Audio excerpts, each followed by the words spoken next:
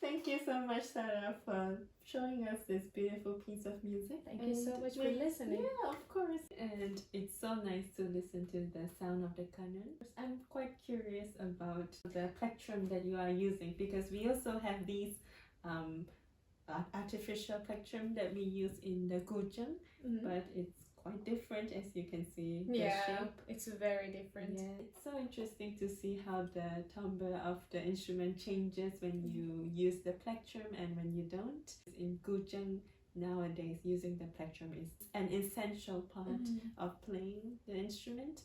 So would you like to show some of the specific techniques when you are using the plectrum? Yeah, sure. So the basic technique is that when you're hitting a note like this, it's super easy because you're just like playing. After a while that you're learning it, it's one of the common techniques that you start learning with. And after that, there are so many other techniques that comes later. One of them is like Plucking inwards and backwards. Yeah, it's one of the techniques. Or it can be so it can be like when you're going up and then when you're coming down. It's very similar technique when you're coming down, but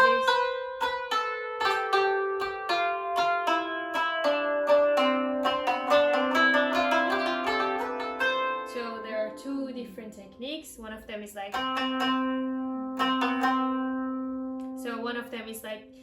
when you're doing this. The other one is like playing three notes. They are the same notes. And the other one is like the tremolos. We have three different tremolos that we can play.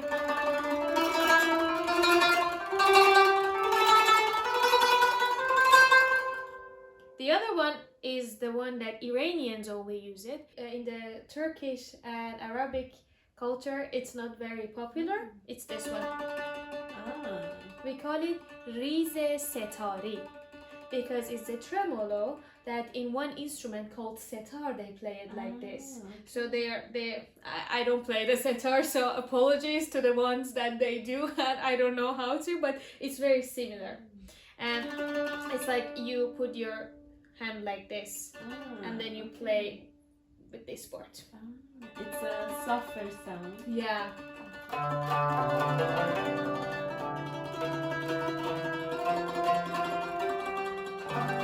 And then this hand is free to do whatever. And then sometimes it's very good for the accompaniment. But the other technique, the other tremolo, which is very popular in Turkish and Arabic countries, is this one. Oh, this is like the Guzheng tremolo. We also play like this with a bit of the elbow out and a lot of wrist action. Yeah, and it's like you should bend your hand.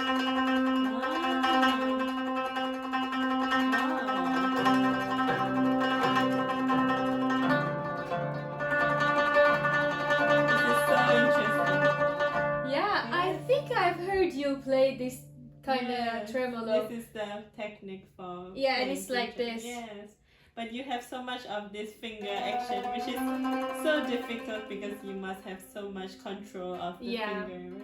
I mean, in Iranian culture and in Iranian tradition, in music, it's very they really take care of the small movements. And it's something that is like an embellishment, and it's very soft and delicate in a way, and it's very different from Arabic and Turkish culture, I have to say. And they do also have so many delicate embellishment, but it's very different kind. Because in Iranian techniques usually you use a lot of small movements, as you can see, like this. But in Turkish and Arabic it's like this.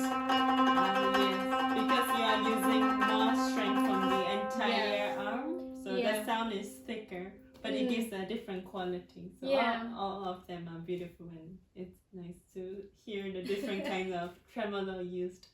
Yeah, it's very interesting when I hear the similarities in also something very similar, like Guzheng is very, in a way, similar to the Qanun.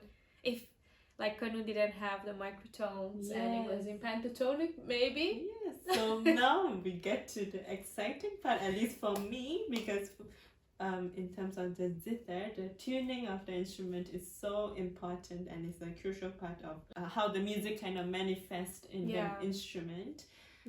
For example, in the Guzheng, it's a pentatonic instrument because the music is naturally based on the pentatonic scale, and then of course there are some non-pentatonic tones that are weaving in between, but a lot of the music has a pentatonic quality to it. Whereas in Persian music, it's really amazing to have microtones, and there are these microtonal levels on the Qanun that look so complex, and I would love to know more about it. Of course, sure. Yes, in Persian music, in Turkish music, in Arabic music, we have so many microtones. And the tradition that I'm coming from, Persian music, it's very necessary to know the microtones in the pieces.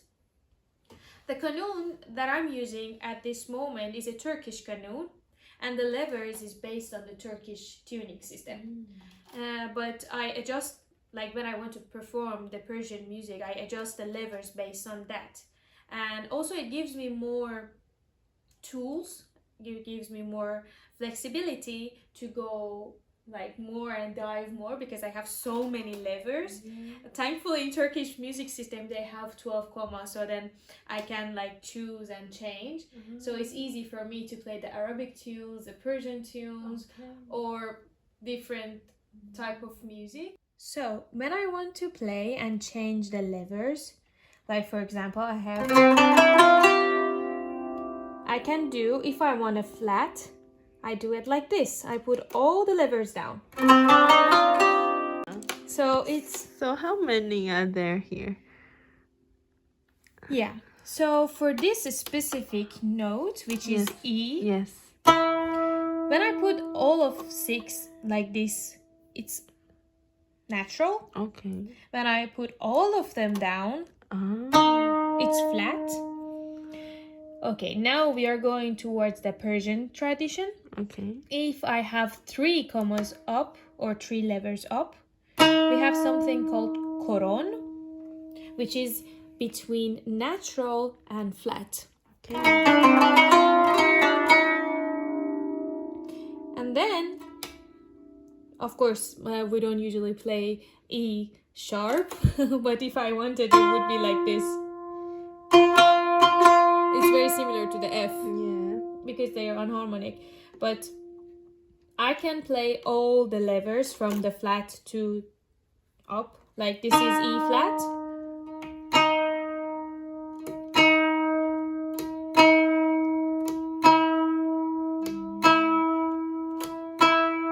This is natural E. And then when I want to go even higher.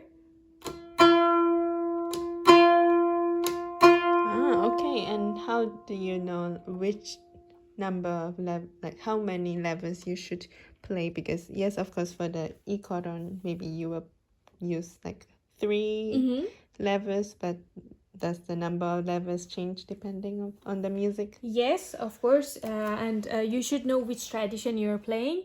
When I was learning Turkish music, based on the system that I was performing and based on the makam, it was changing all the time, and my teachers were the ones who were telling me how many levers I should put up or down.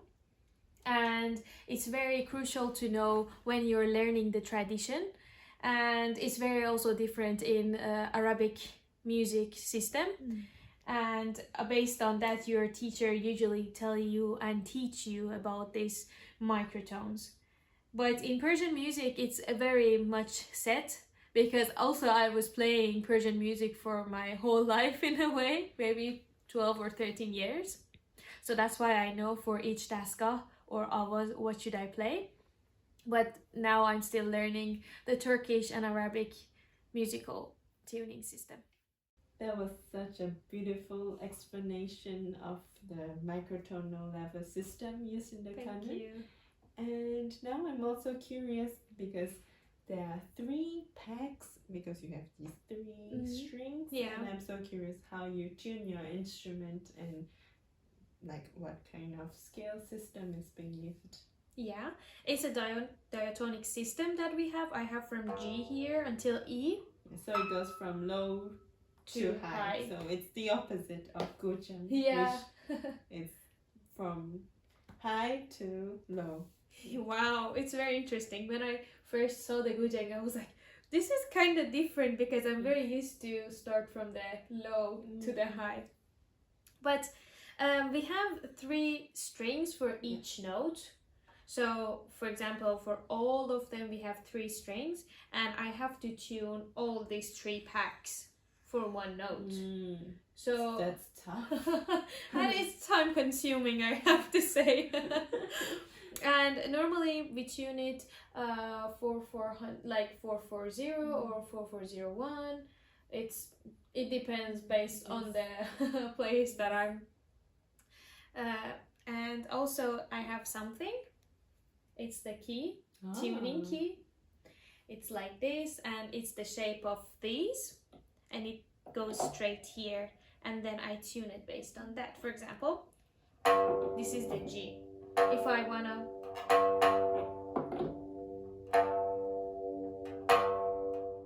we are going to play a short improvisation together, and maybe through this we will also discover like the sound of our instruments. But maybe we can start with just playing 1 octave of our instrument. I will play from high to low, and we can hear the difference. So I have a pentatonic tuning.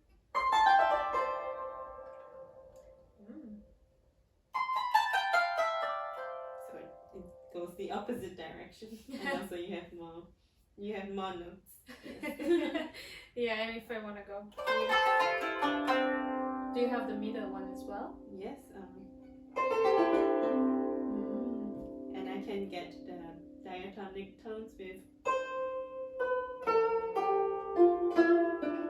by bending the left hand side. That's and also maybe the microtones. I have unlimited levels on the side because I have to control it. But that's so cool. It's nice to see how we can actually play the music of each other's traditions. Yes. Sure. So let's start.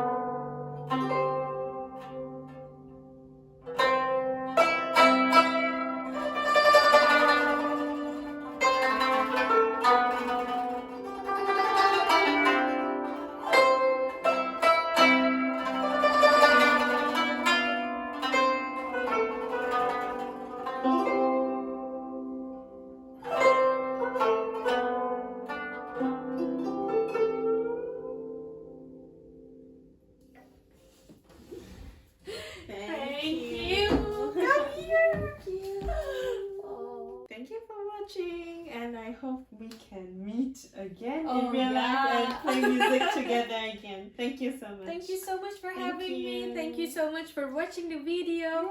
Yes, thank you. This was super lovely, and I'm so excited Yes, about I this. hope we can continue more episodes. Yes. And let's see. Yes, let's see.